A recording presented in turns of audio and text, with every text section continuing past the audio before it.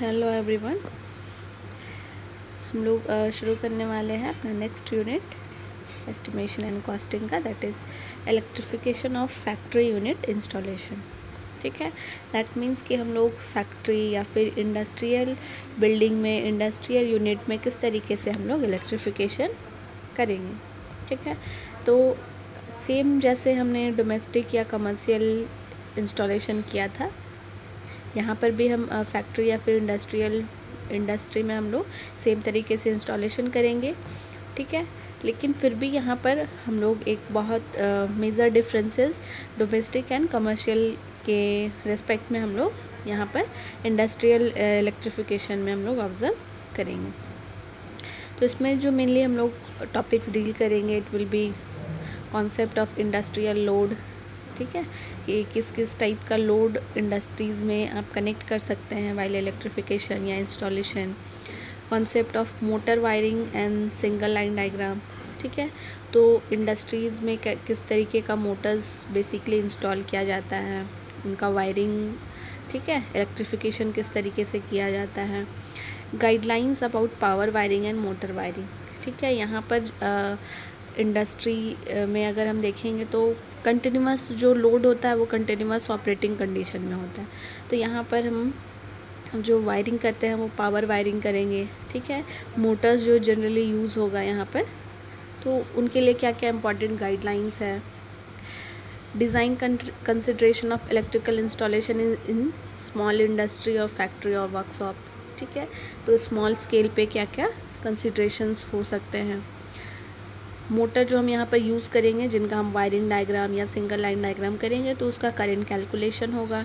ठीक है, सेम जैसे हमने डोमेस्टिक एंड कमर्शियल में rating of wire, cable and conduit का साइज़ सिलेक्ट किया था, रेटिंग्स, तो वो हम लोग यहाँ पर भी देखेंगे।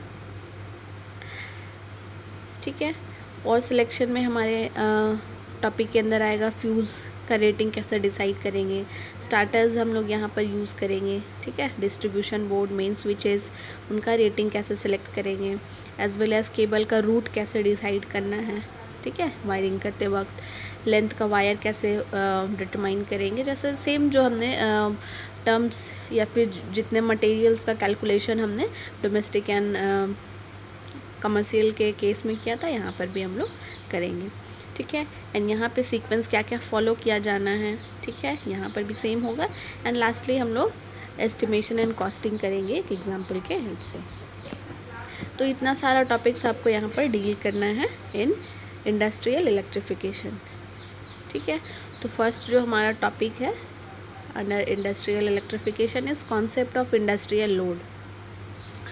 ठीक है, तो इंडस्ट्रियल इलेक्ट्रिफिकेशन में जब हम जाते हैं तो ये आपका डोमेस्टिक एंड कमर्शियल के कंपैरिजन में इन टर्म्स ऑफ रेटिंग में तो डिफ़र करेगा ही, साथ साथ हम बहुत सारा डिफरेंसेस को यहाँ पर ऑब्ज़र्व कर पाएंगे। ठीक है, क्योंकि इंडस्ट्री में जो होता है, जो हम लोड कनेक्ट करेंगे, ठीक है, लोड इंस्टॉल करेंगे, वो आपका कंटिन्यूस रनिंग कंडीशन में होता है। ठीक है, अगर हम in case of domestic installation की बात करें तो डोमेस्टिक में आप जो लोड कनेक्ट करते हैं, लोड इंस्टॉल करते हैं, ठीक है, ये लोड हम लोग बहुत सिंपल लोड होता है। ठीक है, लाइट लोड होता है, कम करंट रेटिंग का, कम वोल्टेज रेटिंग का, सिंगल फेस पे ऑपरेट होने वाला होता है। तो ये हम लोग किसी पर्टिकुलर टाइम पीरियड के लिए हम लोग फ्यू आवर्स के लिए, ठीक है, पूरे दिन में, ठीक है, होल डे में हम फ्यू आवर्स के लिए हम इसका यूज़ करते हैं, इसको ऑन कंडीशन में रखते हैं। लाइक आपका फ़ैन हो गया, ठीक है, तो ये पर्टिकुलर टाइम पीरियड में ही यूज़ किया जाएगा। लाइट है तो ये भी आपका नाइट टाइम में ही यूज़ होगा।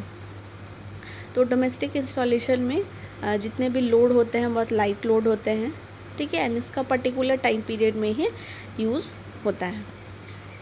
नेक्स्ट जब हम कमर्शियल में जाएंगे, ठीक है, तो कमर्शियल में क्या होता है, डोमेस्टिक के कंपैरिजन में थोड़ा सा डिफरेंस देखेंगे कि डोमेस्टिक में हम जनरली नाइट टाइम में यूज़ कर रहे हैं, लाइट हो गया, ठीक है, फ़ैन हो गया, तो समर सीज़न में हम करेंगे जब टेम्परेचर ज़्यादा होगा।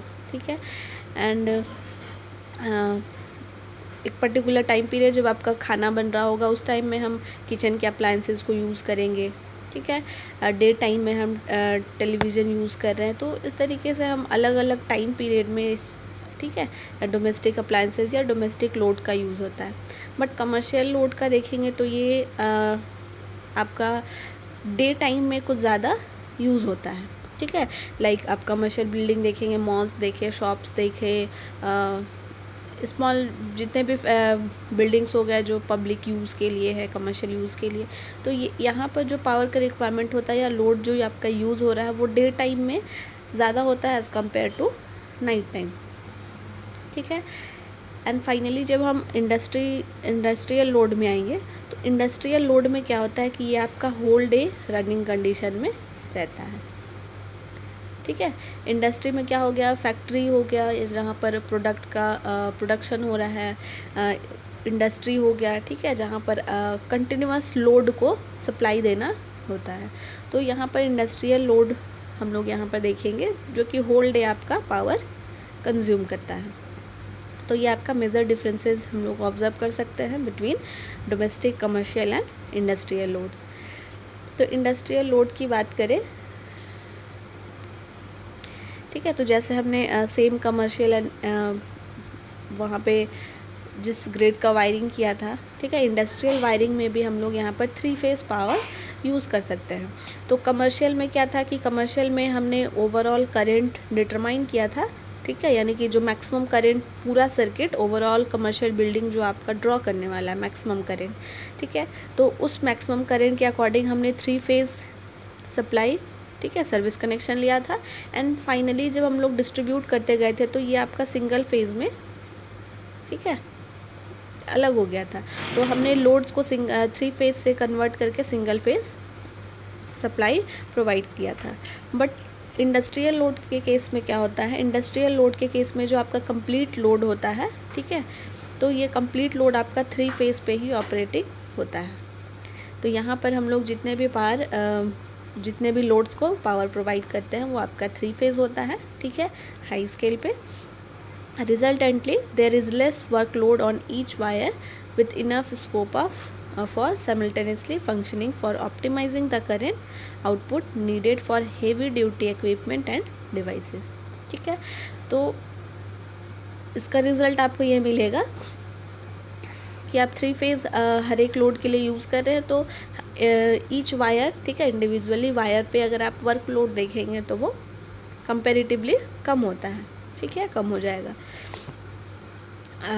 With enough scope for simultaneously functioning for optimising the current output needed for heavy duty equipment and devices. तो हेवी ड्यूटी या जो आपका हाई पावर कंज्यूम करने वाला जितना भी इक्विपमेंट एंड डिवाइसेस है, ठीक है, उसके साइमल्टेनियस फंक्शनिंग के लिए, ठीक है, प्रॉपर फंक्शनिंग के लिए यहाँ पर आपको इनफ स्कोप मिलता है अगर आप इंडस्ट्रियल लोड यूज़ कर रहे हैं। एंड इंडस्ट्रियल लोड के लिए हम लोग सप्लाई कौन सा यूज़ कर रहे हैं, 3 फेज़ पावर, ठीक है, 3 फेज़ AC सप्लाई। तो इस तरीके से आपको ये एडवांटेज यहाँ पर मिलता है कि ईच वायर में, इंडिविजुअल वायर में आपको वर्कलोड कम होता है, ठीक है, कम लोड उस पर पड़ेगा। एंड ऑल्सो साइमल्टेनियस फंक्शन यहाँ पर होता रहेगा। In industrial context wire used are small with small single phase motors, ठीक है। तो यहाँ पर सिंगल फेज़ मोटर्स ऑब्वियसली के हेल्प से यहाँ पर डिफरेंट लोड्स को, ठीक है, ऑपरेट कराया जाएगा। This increases durability and efficiency of the motor with high outputs. तो सिंगल फेज़ मोटर जो आपका यहाँ पर आप यूज़ करेंगे इन इंडस्ट्रियल कॉन्टेक्स्ट, तो वायर्स जो यूज़ किया जाएगा सिंगल फेज़ मोटर के साथ वो स्मॉल रेटिंग का होगा, ठीक है, जिसके वजह से उसमें ज़्यादा वर्कलोड नहीं पड़ रहा है, ठीक है। तो ये आपके वायर्स का, ठीक है, वायरिंग सिस्टम का ड्यूरेबिलिटी को इंक्रीज़ करता है एज वेल एज ये एफिशिएंसी को भी इम्प्रूव करता है। तो यहाँ पर अगर हम इलेक्ट्रिकल पावर की बात करें, ठीक है, तो यहाँ पर आपको 3 फेज़ पावर इंडस्ट्रियल के केस में आप प्रोवाइड कराएंगे हर एक लोड को।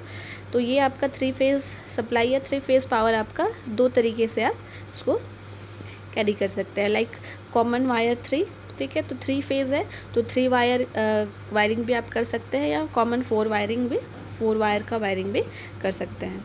तो कॉमन 3 वायर में आप ऑब्जर्व करेंगे आपको तीन वायर यूज़ करना है, तो 3 वायर आप 3 फेज़ के लिए यूज़ करेंगे, ठीक है। पहला आर होगा, ठीक है, वाई फेज़ के लिए एंड बी फेज़ के लिए। एंड जब आप 4 वायर में आएंगे, ठीक है, 4 वायर में आएंगे तो आपका एक और वायर ऐड हो जाता है, दैट इज़ न्यूट्रल वायर, ठीक है। आप सपोज़ 3 फेज़ है, तो 3 फेज़ में आपके पास जो कनेक्शन होता है, ठीक है, वो आप 2 टाइप का कनेक्शन कैरी कर सकते हैं, ठीक है। फर्स्ट वन इज़ आपका स्टार कनेक्शन हो सकता है, ठीक है, and second is delta connection. तो जब आप स्टार कनेक्शन करते हैं तो स्टार कनेक्शन में आपको, ठीक है, 4 वायर का नीड पड़ेगा, जहाँ पर आपके पास एक आर होगा, ठीक है, वाई होगा, बी होगा एंड तीनों का जो कॉमन पॉइंट होगा इट विल बी न्यूट्रल। तो स्टार के केस में जनरली आप 4 वायर का यूज़ करते हैं and in case of delta, ठीक है, डेल्टा आपका इस तरीके का बनेगा। तो डेल्टा कनेक्शन के केस में आपको 3 वायर, ठीक है, आर वाई एंड बी आप यूज़ करते हैं, ठीक है। तो 3 फेज़ जहाँ पर भी सप्लाई की बात आती है तो 3 फेज़ सप्लाई हम 3 फेज़ लोड्स को देंगे, ठीक है। एंड 3 फेज़ लोड का जो कनेक्शन होता है, इनपुट एंड आउटपुट साइड है सपोज़, ठीक है, तो वो आपका स्टार कनेक्शन हो सकता है, डेल्टा कनेक्शन हो सकता है, ठीक है। तो इनपुट एंड आउटपुट साइड आप स्टार स्टार कर सकते हैं, ठीक है, स्टार डेल्टा कर सकते हैं या फिर डेल्टा स्टार कर सकते हैं या डेल्टा डेल्टा आपका होगा, ठीक है, जहाँ पर आपका ये इनपुट साइड हो जाएगा एंड ये आपका आउटपुट साइड।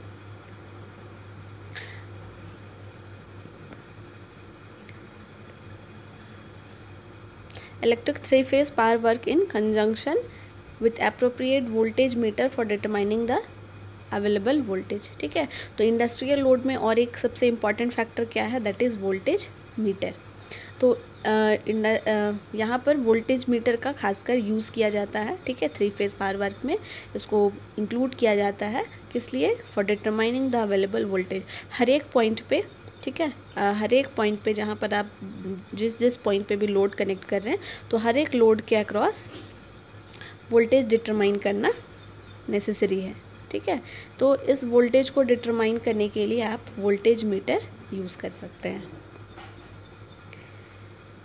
ठीक है। तो यहाँ पर सबसे इम्पॉर्टेंट ये आपका डिवाइस हो गया वोल्टेज मीटर, क्योंकि हमें हर एक पॉइंट का जो पोटेंशियल या वोल्टेज है वो क्लियर रखना है।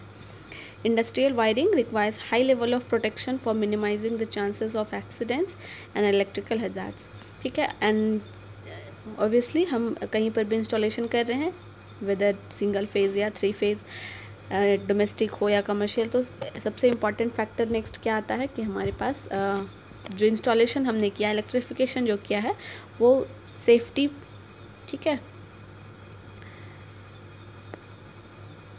सेफ्टी व्यू से हमारे लिए काफ़ी सेफ़ होना चाहिए, ठीक है।